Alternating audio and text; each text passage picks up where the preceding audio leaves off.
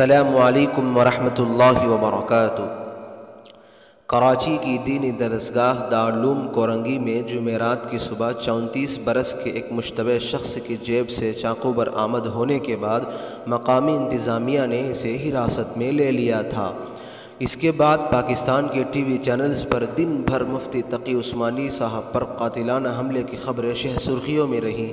وفاقی وزیر داخلہ شیخ رشید احمد نے بھی مفتی تقی عثمانی صاحب سے رابطہ کر کے ان کی خیریت دریافت کی تھی۔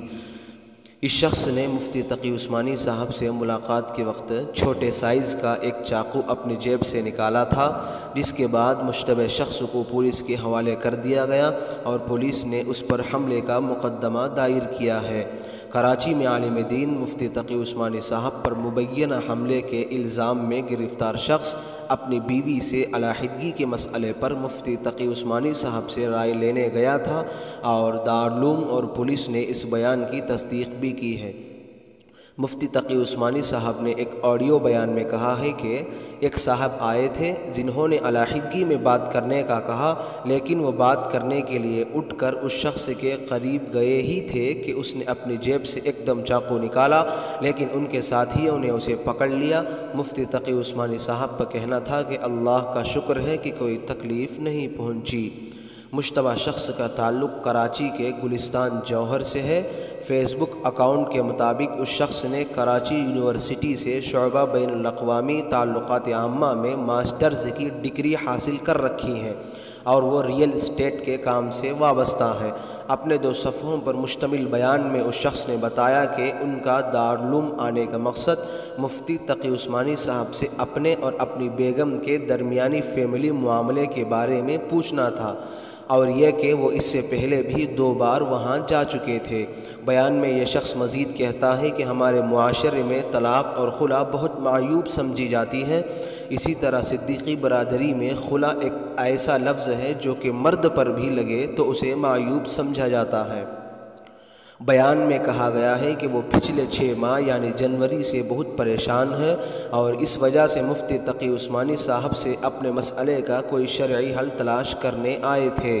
بیان میں یہ بھی بتایا گیا ہے کہ اس سے قبل جب وہ دوسری بار وہاں گئے تھے تو کینٹین سے نکلتے ہوئے ایک شاگرد سے پوچھا تھا کہ مفتی تقی عثمانی صاحب سے آسانی سے 5 یا 6 منٹ کیسے ملاقات ہو سکتی ہے، تو شاگرد نے بتایا کہ صبح فجر کی اذان کے وقت آ جائیں، نماز کے بعد مفتی تقی عثمانی صاحب سے صحن میں ملاقات ہو سکتی ہے، اور اسی بنا پر وہ صبح مفتی صاحب سے ملنے کے لیے آئے۔ بیان میں کہا گیا ہے کہ نماز کی ادائیگی کے بعد مفتی صاحب کے پاس گیا کہ مجھے چند منٹ آپ سے ذاتی زندگی کے متعلق بات کرنی ہے، تو مفتی صاحب نے بعد میں آنے کا کہا۔ میں نے معذرت کر لی اور بعد میں آنے کا کہا، لیکن جاتے ہوئے میرے ذہن میں آیا کہ مفتی صاحب کو چاکلیٹ گفٹ کر دوں، جو کہ میں نے اپنی بیوی کے لیے لایا تھا، لیکن انہوں نے منع کر دیا۔ پھر ذہن میں ایک دم آیا کہ اپنا چاقو جو میں نے اپنے دفتر میں سیب اور انار کاٹنے کے لیے لیا تھا یہ گفٹ کر دوں۔ جیسے ہی میں نے جیب سے چاقو نکالا تو وہ غلطی سے کھل گیا اور اسی وقت سیکورٹی گارڈ نے مجھ سے چاقو لے کر پکڑ لیا۔ اس کے بعد بہت ہی مؤدبانہ انداز میں مجھے سیکورٹی روم میں لے آئے، ذاتی معلومات لے اور آرام کرنے کا کہا۔ اس کے بعد میں نے یہ بیان لکھا۔ ایس پی کورنگی شاہ جہان نے BBC کو بتایا کہ دارالعلوم نے یہ بیان پولیس کے حوالے کیا ہے۔ ابتدائی تحقیقات میں اس بیان میں بتائی گئی باتیں درست معلوم ہوتی ہیں اور یہ بھی پتہ چلا ہے کہ مشتبہ شخص کی ذہنی صحت درست نہیں۔ ان کے مطابق اس مشتبہ شخص کو دارالعلوم نے پولیس کے حوالے کیا اور سرکار کی مدعیت میں مقدمہ درج کیا گیا ہے۔